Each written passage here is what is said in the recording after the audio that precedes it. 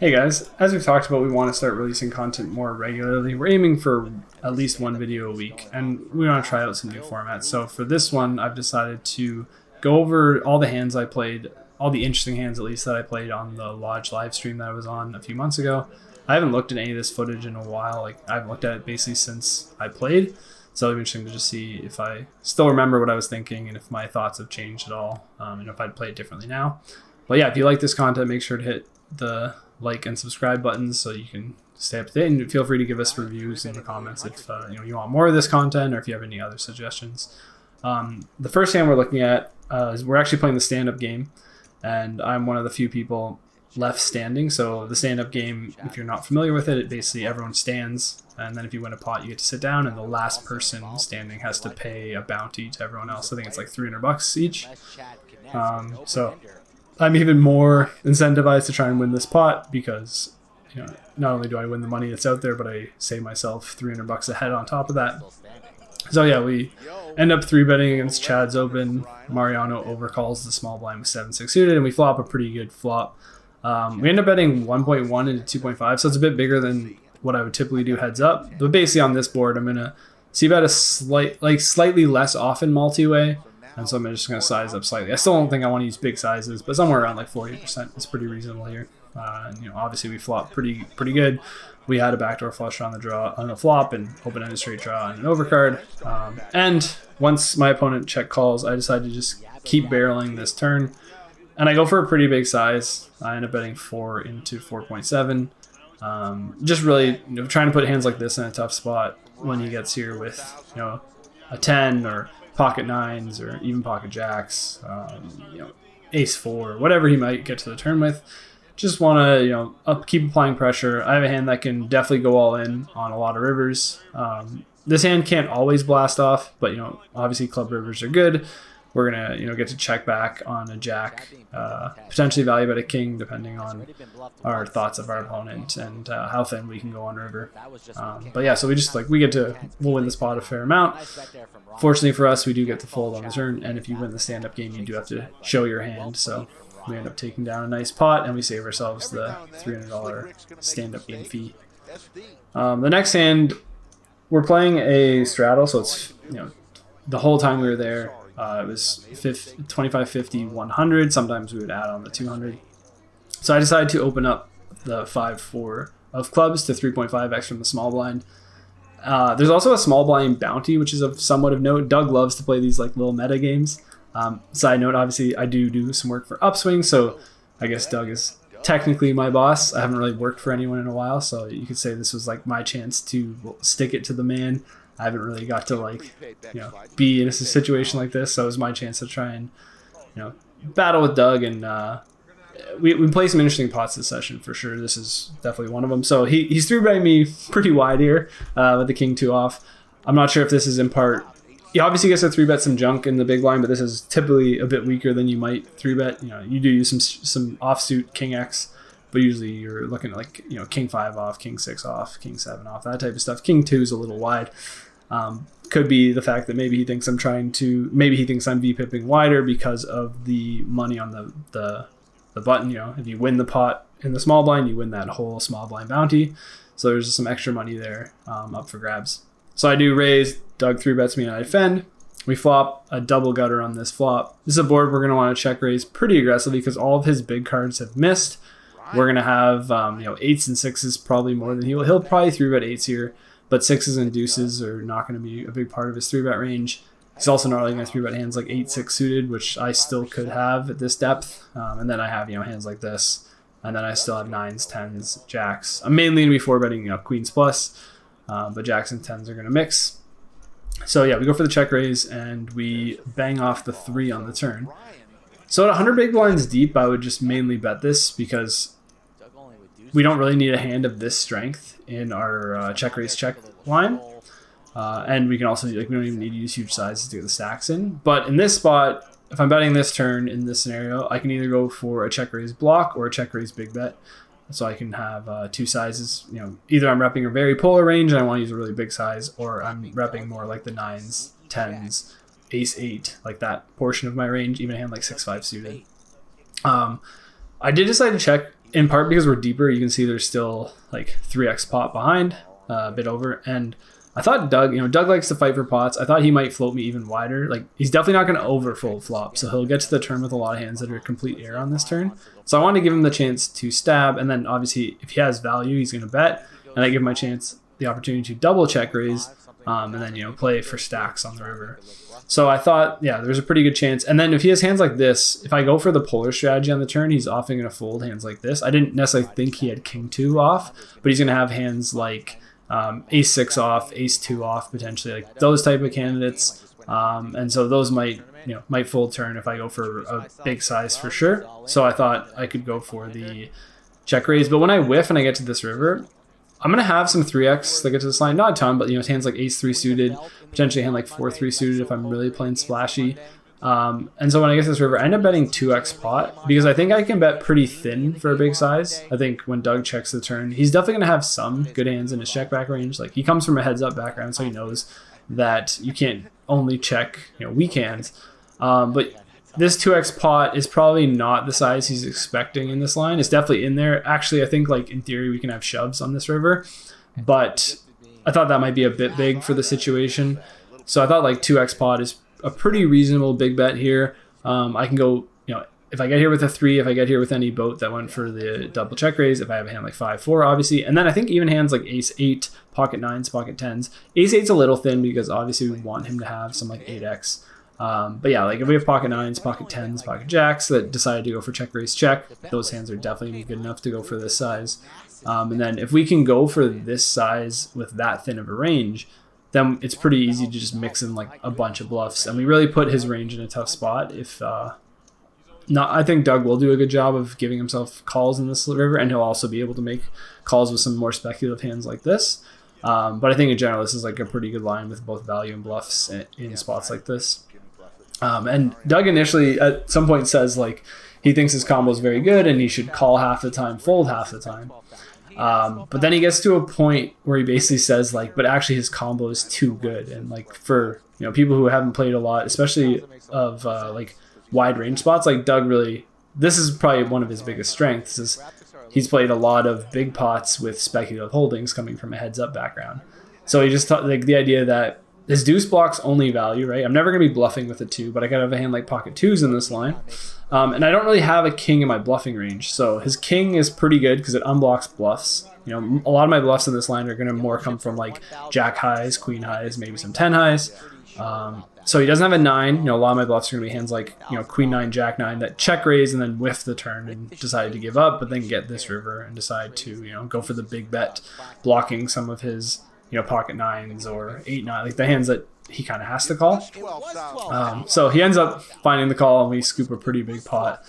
And he ends up saying that he didn't really expect me to have a hand like 5-4, right? So if he thinks that I would always bet my really strong hands on the turn, then basically he thinks that this really big bet is only like thin value bets. So hands like 9s, 10s. And so like it's kind of easy to arrive in a spot where you think like, I might not check raise those hands at this depth, and if I did, I might bet turn, and then if I did get to the river, I might not always use this big of a size for thin value. And so then if he thinks I have too many of the other bluffs, the jack 9s, the queen 9s, if I have a hand like 10-9 that didn't decide to bet turn, all those type of hands, then it's pretty easy for me to overbluff this spot. So I think the check definitely against his exact hand netted me more money because his hand's definitely going to fold turn versus a big bet. But he has a pretty good hero call on the river. And then the other thing about that is when he has hands like that could fold turn, they're drawing dead against my hand anyway. So if I let him improve to like a king or a deuce, we could actually stack him. If I bet 2x pot, I'm probably not stacking him, obviously. But when he checks the turn, usually he's going to get to the river with only bluff catchers. So I wouldn't be too concerned about not stacking his random 2 pairs or trips, right? So we win a pretty nice pot, and that was pretty early in the session. Not too long after that, we end up just overcalling the button with jack 7 of clubs. When you're playing in these straddle games, there's a lot more dead money out there. So you're going to want to play a bit wider range. And also, like, we're trying to have some fun on the stream and, just play more pots. You're only on there for a couple hours, so it's kind of nice to just, this hand plays well enough multi-way. So you get to just play a multi-way pot in position with a suited, connected type hand. Not the best hand, not the worst hand, but we flop pretty well. we flop middle pair and a flush draw. And it ends up checking to be on the button, and I think with this hand, I could definitely bet. I decided to check back, though. We want to make sure we give ourselves some flush draws in our check back range. Also, our hand really doesn't want to play like a big pot. Obviously, we have equity, but the problem is if we bet and get raised, we're discounting both our flush draw and like our 2-pair equity. We're going to be up against like better flush draws, straight draws. So it's kind of nice to just keep the pot smallish in position. We can obviously just, we're basically always calling the turn unless it goes like bet massive raise or something like that. But for the most part, we're just like always going to get to continue on turn, and we get to play the next 2 streets in position. So Doug ends up betting into the field with deuces. We make the call with the Jack-7. We had just played that big pot, and the river's a queen, so obviously doesn't help our hand in any way. And I believe Doug ends up going for a pretty big bet here. I don't remember his exact size, but I think maybe around 2,000, maybe bigger. We'll see in a second. Yeah, so I think he goes for basically pot. That's just under pot. So basically, I'm not gonna have a ton of queen X here. A lot of my queen X are gonna bet the flop. If I have a queen, I always call. When you're thinking of your next candidates to call, I thought I had a pretty good candidate because, the Jack is obviously good. I only block value. He's not gonna bluff with a Jack. He doesn't have much 7x in his bluffing range either. And if he has clubs, those are gonna be the hands he most likely shuts down with on the river. So he's gonna bluff more often with like a bear 10 than he is gonna with a missed flush draw, basically. So if I had Jack-10 of clubs, I would actually be more likely to fold here. Or anything with even if I had Jack-10 offsuit, those hands I'd actually probably fold more. Even though they block value, I think he's going to just like bluff too much with the 10 in his hand compared to other cards. So I would just rather I think having missed clubs there is actually pretty good. So yeah, we end up finding the call there with the Jack-7 and win another pot. So we end up going 2 for 2 against Doug so far.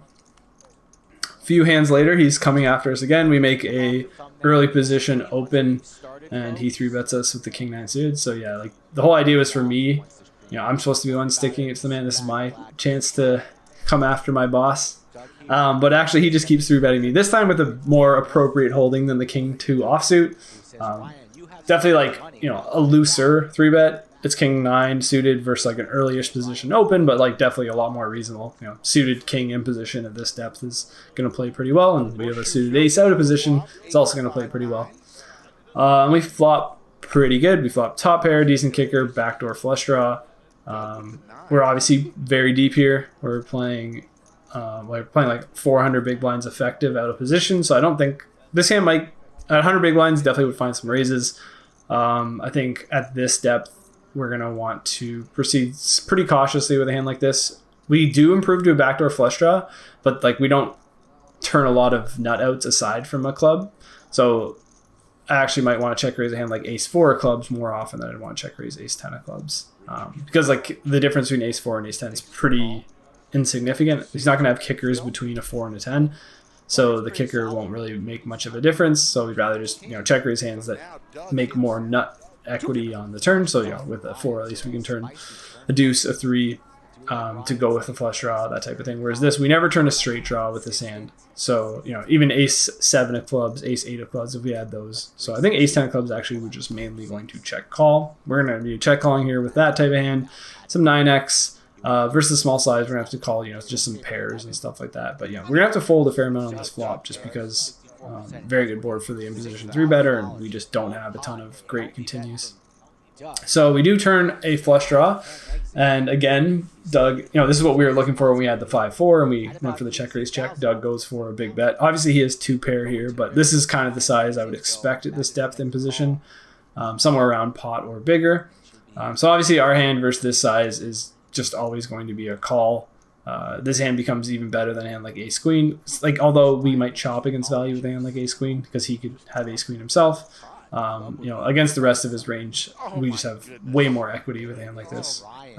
And I don't think I get any leads on this river, so I end up checking. And Doug actually thought he assumed he had won the pot because he said I looked mad when he checked. So but then obviously I showed my hand. It was because I was hoping he was going to bet. So yeah, now we're I think 3 for 3 in big pots against Doug. We've made the nuts in 2 of those pots and made 1 hero call in another one. So, you know, it's those 2 pots kind of play themselves. You know, especially this one there, right? Just check call. We make a flush, and unfortunately it goes check. Would have been really nice if he went for the value bet there, obviously.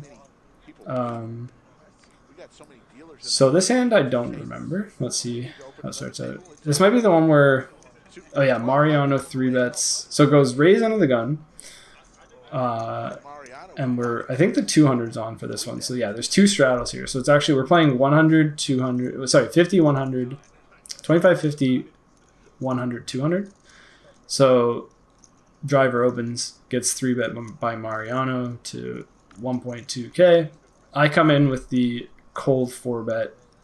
I would assume I make this like around 3. Next life, I'm sure in the future we will have another ladies' night. Probably slightly more than 3. Yeah, 3.7. Okay, so I got a bit bigger. I mean, we are deeper, and there's a lot of dead money out there.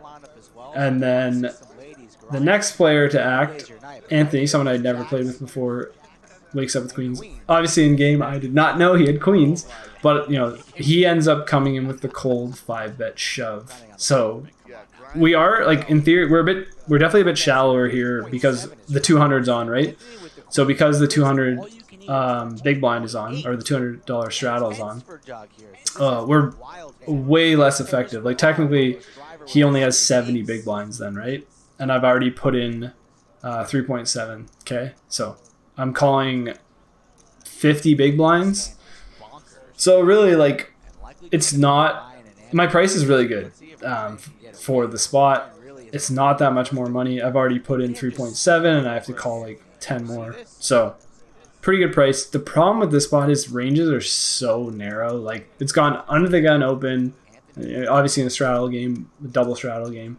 But, you know, the first position act has opened. They've been 3 bet. I've 4 bet, and there's been a cold 5 bet. So it's very difficult for Anthony to be, you know, out of line here.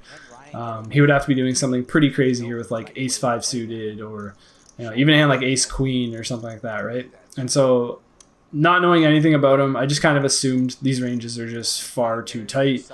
Probably if I have queens plus myself, I'm getting it in still. So ace king suited, queens plus, ace king off, and jacks are kind of in very uncomfortable spots, and then obviously kings and aces are always getting it in. But yeah, I'd probably always stack off with, especially because of the double straddle, I'd obviously stack off with ace king and queens plus. So yeah, we end up having a pretty good stream, played some pretty big pots there, end up being the big one on the stream, which was fun. This was the biggest game I'd played in. It was on stream, and as you can see, most of the money we took ended up actually being from Doug. We were the big winner, and he was the big loser. But yeah, let us know what you thought of this content. If you guys enjoyed it, we'll do more of it in the future. Make sure to hit the like and subscribe button underneath, and we'll be back more. All right, thanks guys. Take it easy.